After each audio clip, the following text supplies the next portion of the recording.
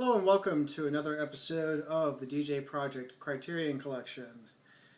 And, well, concerning the last episode, this should be like a breezy walk through the park, as opposed to trudging through the forest. But it's probably, as I'm going to get into, this is not without its own set of controversies.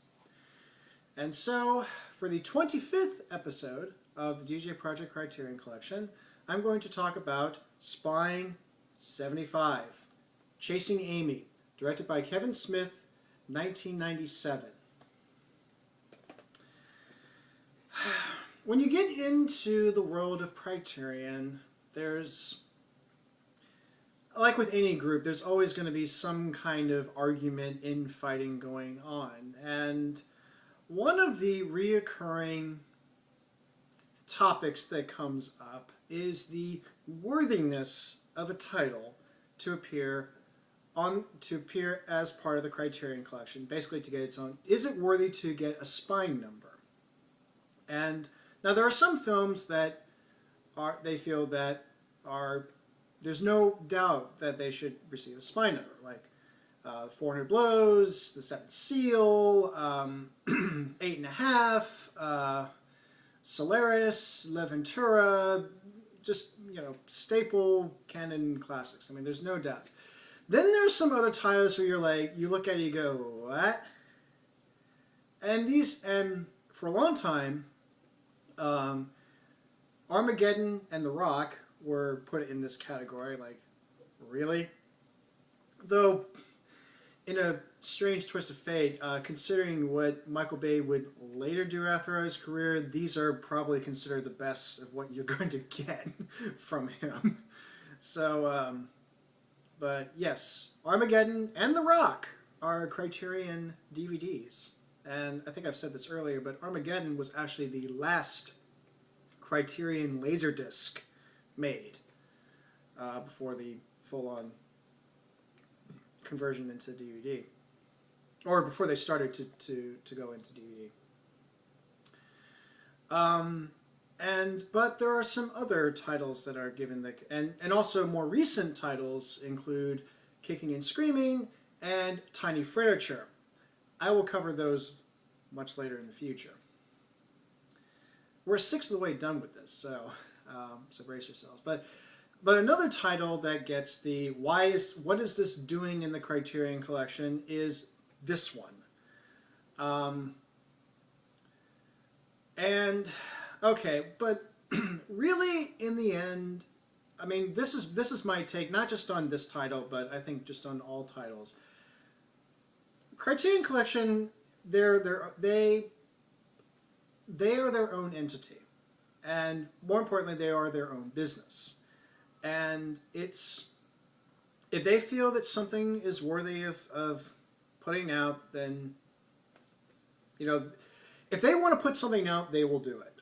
If they decide to make a Freddy Got Fingered, there's a Criterion edition of Freddy Got Fingered, I would severely question their sanity, but if they want to do it and they feel they have good reasons for it, then all right. The point is, just because it's on the Criterion Collection does not necessarily mean you have to like it. That's probably the double-edged sword about this kind of label, is that because of the reputation it's made for itself of putting out. In fact, it's a reoccurring line. Their constant mission statement, as it were, is in a continuing series of important classic and contemporary films. Because of that reputation, you think that, okay, these are films of quality. You get to see the 400 Blows, you get to see The Seventh Seal, you get to see 8½, you get to see La Ventura, you get to see Solaris, and all these great directors, and so it must be good. So, but then you see something like Chasing Amy. What? So, and if they didn't have to put this out, but they wanted to put it out, and it was originally released as a Criterion Laserdisc. As I said before, Laserdiscs were very plentiful for the Criterion Collection, and they had a lot of titles they were able to do, and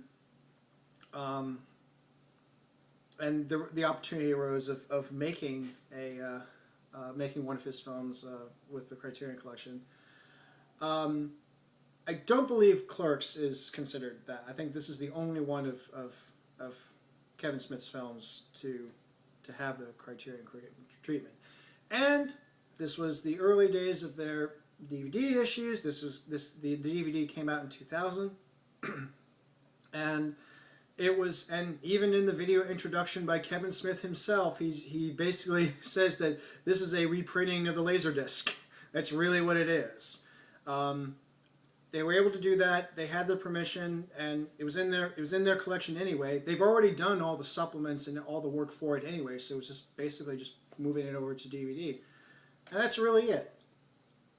Since then, there's been a Blu-ray issue from Disney Buena Vista, so it's out there, and there are some updated supplements to it as well.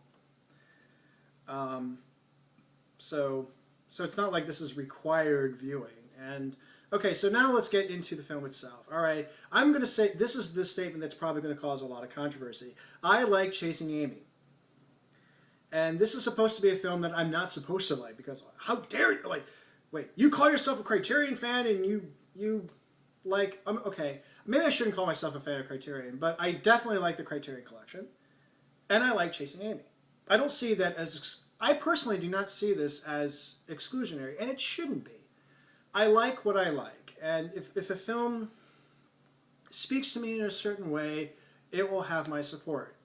And given the last episode, you know what does not get my support. It doesn't stop me from owning it, but I will take issue to it. Okay.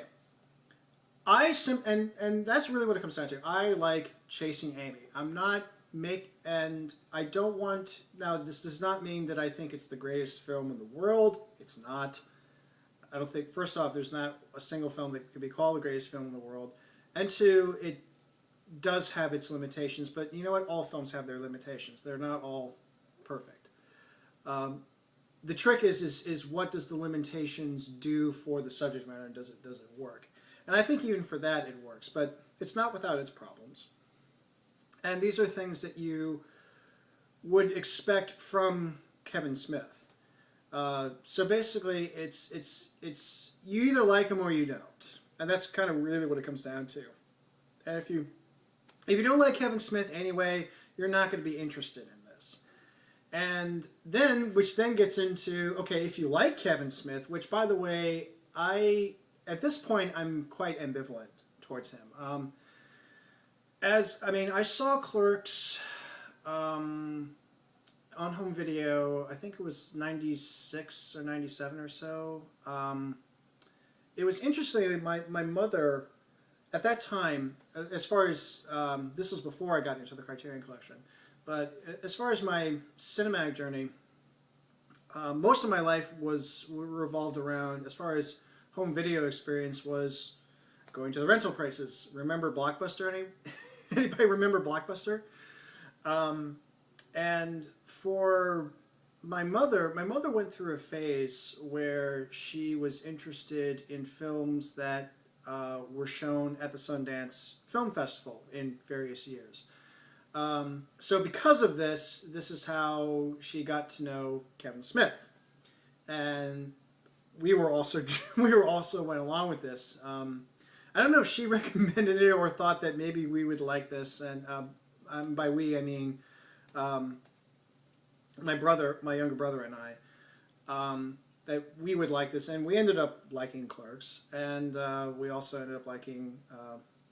I forget exactly how. I remember her watching Chasing Amy, and she thought, and I forget if she liked it or not. I'm not really entirely sure, but eventually, with my own, when I started purchasing DVDs for myself, I kind of did my own thing, and I with DVD, first off, in general with DVDs, while I have a lot of DVDs, I'm not. It's not like I'm overflowing with DVDs. I have about as far as all DVDs, I have over 300. But these were all bought over the span of 13 years or so. Which, if you think of it, if you think of like the relationship between the number of years I've done this and the number of actual DVDs, it's not really that much. I tend to be fairly conservative as far as purchases. I usually wait a while because because I'm used to the there's the initial edition, then there's the special edition, then there's the ultimate editions, and I'm used to this recycling thing to where I just go, you know what, I just save myself the trouble and avoid double dipping as much as I can and just wait for the right opportunity. Sometimes it's unavoidable. You can't avoid it entirely. I bought Citizen Kane twice, and I've bought Gattaca twice, I believe, and now I have to like reacquire it again. But so some of that, so you can't avoid it entirely. But if you're more cautious, if you time it right and really give it some thought, Criterion, I hardly hesitate because I know I'm going to get the best quality. I know it's going to be the best that's going to be, and there's no need to wait for anything better. Certainly for me as a resident of the United States and a citizen. I talk like I'm a resident, but I'm really a citizen. I use British stuff occasionally, like I use this, but really I'm from America. But anyways, so I'm very, very conservative as far as DVD purchases. So, but at any rate, so so while I've seen Kevin Smith films, it took me a while to kind of get those, and I guess I was waiting for. I was anticipating that there was going to be a special edition, and sure enough, there was a 3-disc version of Clerks. I got that.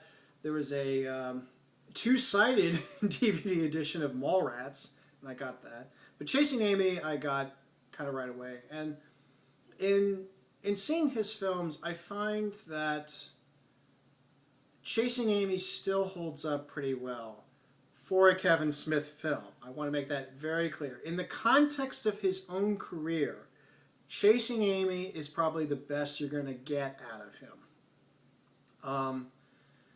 And this even includes Clerks. Now, Clerks, I mean, it's the film that started his career. It definitely works as its own film and for what it does. But the reason why Chasing Amy edges it out is because it does come off as very personal. And you get the sense that this is a guy who is not just about the dick and fart jokes.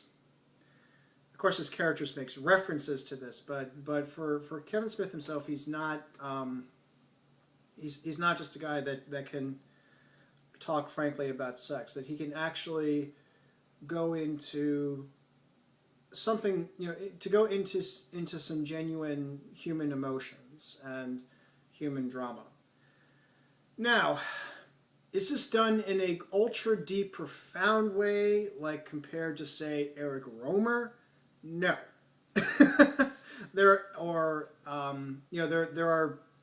plenty of other filmmakers that did the same thing as Chasing Amy and have done it better. I mentioned Eric Rohmer. I would say Krzysztof Kieślowski would be another one. But like I said, in the context of his career, Chasing Amy is the best you're going to get out of him. It's where it's less dependent on pop culture references and bragging about, I saw Star Wars when it first came out, or I saw Jaws when it first came out. All these various references that people find irritating, but there's less of that, and the the characters are more rounded.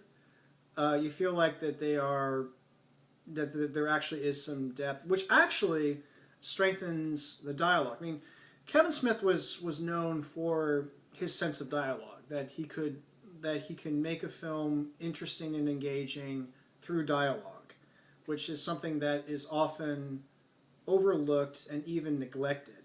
You know, who cares about dialogue? Who wants to see people talk? You know, it's all about the visuals. You know, cinema is a visual medium, so you should use images.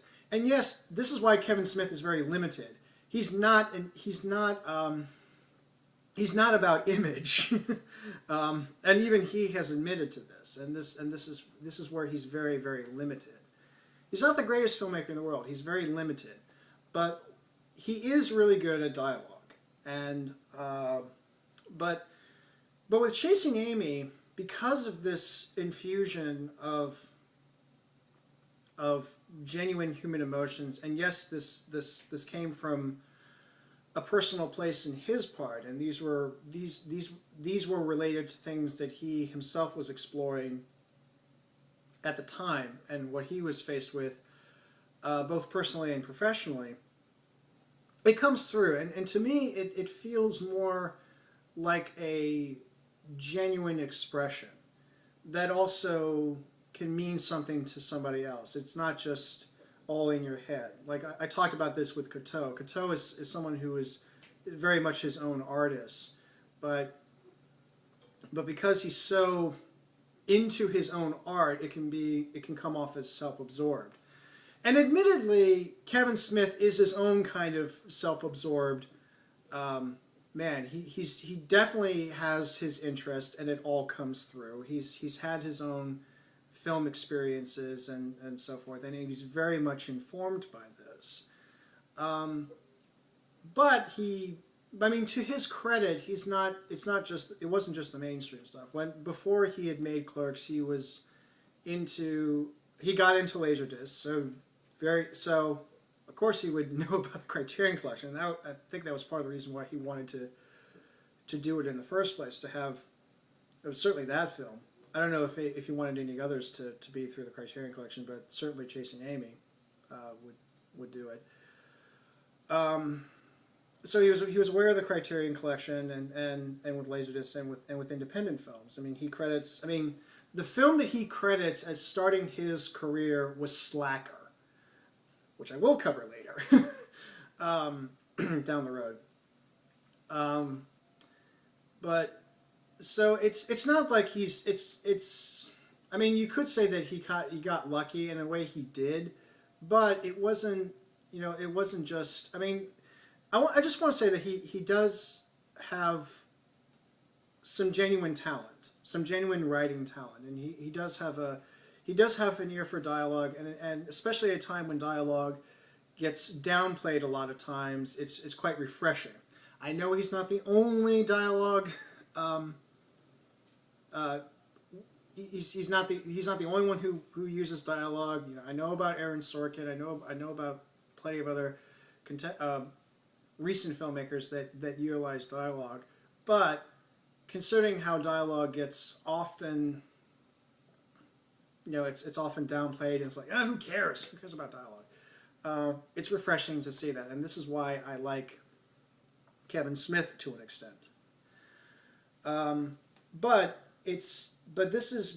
anyway, the point with bringing up the dialogue is that it's not just dialogue for the sake of dialogue. It's not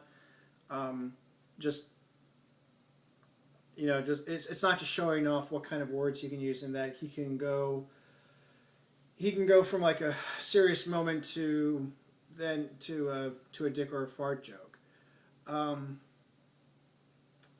That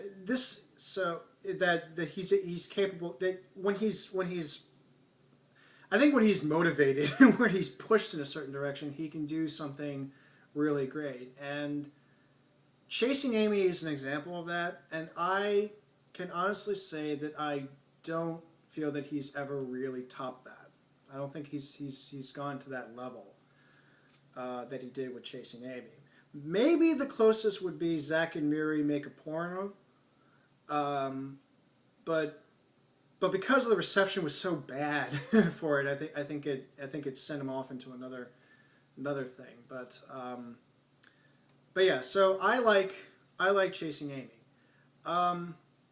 It's not without its problems. Sometimes the And I understand why people don't like the film. I know that the dialogue can be overbearing. I know that it can go into very unrealistic territory. The most cited scene is when Holden, and I'm going to assume that you know something about the film, but if you haven't, just at the very least see a synopsis of it. I may cover it. I may cover it again, but I'm just going to talk about it like this, assuming that you've seen it. But and I think most of you who are interested in these have probably seen this, or at least know about it. But anyways, but the scene that often gets cited as a groaner scene is Holden's moment where he confesses his love to Alyssa. It's that, it's like, first off, who talks like that? And at a certain point, Alyssa should have just like told him to shut up, or even better, shut the fuck up. And so, like, I get why that would be a problem. I know for myself it doesn't bother me. I don't know what that says about me, but I think that this is not. I don't feel like this was just a typical, oh, let's just do this speech because I can. Also, to Kevin Smith's credit, if you ever read his scripts, they're much longer than the films themselves. There's entire scenes that are actually much longer than when they end up on the theatrical film. A really good example of this is when Holden and Alyssa are playing darts with each other. And in the script, there's a point where after Alyssa comments that the couple making out outside is not love, but more fleeting. She then in the script, and it was shot, but it was not later in the theatrical version. It wasn't in the final cut. She goes into a story of what is love, and she calls it the love story. And then she proceeds to describe, to tell the story about what happened with her uncle and his longtime high school sweetheart and what happened. I think that was, as a scene in and of itself and as a story in and of itself, I think it was really good. It was really, really good. I really, really like that. I like how she tells it, and I like, and actually when you see that scene, and it is on the DVD, and you can also read it as well. When you see that, you get a better understanding as to why Holden is attracted to Alyssa and finds her very appealing. Is because, and I attribute that to this story. You don't get that when you watch the film itself because it's cut out, but it does give you a sense that this was not just, ooh, she's really quirky and interesting, and the prototype manic pixie dream girl. But it's more to it than just that. That there's actually some interesting. There's a substance about her, a character about her that he finds really, really appealing. And that's what I feel like the whole point of this is that what ruins him in the end is his preoccupations with definitions and labels and so forth. And I would say conversely, by having no definitions or having it loose can also create its own problems. But I don't want to repeat my Last Temptation rants again. But and I think in the end, Holden realizes that it's not the definitions so much that we set for ourselves. It's that you have to kind of look beyond that. You have to look at the essence of it, the essence of someone, and really love them for who they are, not what you would like them to be, or that you can. Oh, I love you, and then I'm going to fashion you in this. I'm going to make you like this. I'm going to mold you like this. No. You love them for who they are, flaws and all, histories and all. So, anyways, and I feel that that's what it set out to do. I feel that it achieved it. Did it achieve it with flying colors? To some extent. Again, it's not without its problems, but in the end, I like Chasing Amy, and And yes, I'm coming at this from someone who has seen not all of his films, but certainly most of them.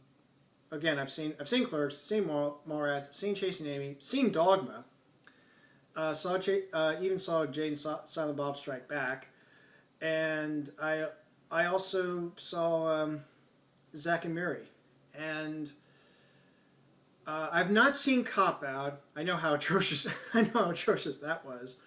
I know about his. I know about the Southwest controversy. I know about his controversy with Bruce Willis, and I know about Red State, and I know about his new cannabis habit, which is funny that now he decides to take this up. You know, considering that his career has been almost entirely defined by by marijuana. But now he's starting to take it. And I think it. Yeah, it's not what you think it. There's what you think it does, and then there's what it actually does. And I don't think it's made him for the better. I think it's made him even more self-absorbed, and I can see that for what it is. So that's why, again, I put a kind of limit on Kevin Smith. He's not one of my top favorite directors. The films that I have seen of his, I like them for what they are, and I've said that Chasing Amy is probably the best you're going to get out of him, and that's fine. And so, and plus the way I see it is that we all got to start somewhere. I mean, we all didn't. I mean, unless we were very fortunate, none of us have grown up with with watching the Seventh Seal all the time. We got our start. I mean, I was born in 1982. That was the year of E.T. So that was one of my films. And a lot of people grow up with Star Wars and with various Disney films and so on. So we don't get to that other stuff until much later on in our lives. So, I mean, I think in a way, this is one of my earlier. I know this is one of my earlier purchases. I would say that it's interesting looking at this film, knowing, I still like it for what it is. I mean, I can see a little bit more problems with it than I did when I first saw it or when I first got into it. But I still like it because it still contains things that I still relate to and I find personally very appealing. And in a way, it also shows me, and it's a nice little reference point to go back to, and considering what else I've seen since Chasing Amy, what else I've explored, it's neat to kind of see how far I've come personally as a cinephile, as someone who's exploring and continues to explore the world of cinema. So, so in the end, I like Chasing Amy. I'm not ashamed. I don't even call it a guilty pleasure necessarily, because I don't think that it's bad. I mean, I think it's quite good for what it's set out to do. And again, in the context of Kevin Smith, who's often known as just appealing to college-age stoners and just lacing his film with vulgarities and pop culture references, this is really the best that you're going to get out of him, because he deals with actual human emotions and relationship dynamics and what can strengthen a relationship, what can complicate a relationship, what can ultimately break a relationship. It deals with all those things, and I feel it does it very well. Again, I know that there are plenty of other filmmakers that look at that and they do it much better. I get it. I totally get it. But considering what he has done, what else he's done, and also what he's done since then, not too shabby. Not shabby at all. And again, I don't apologize. I should not feel shame at all for the films that I like, because I like them. And I may change my mind, but it's all on my own terms. And I don't... If Alyssa feels like she shouldn't have to apologize for the choices she makes, I shouldn't have to apologize for the films that I like.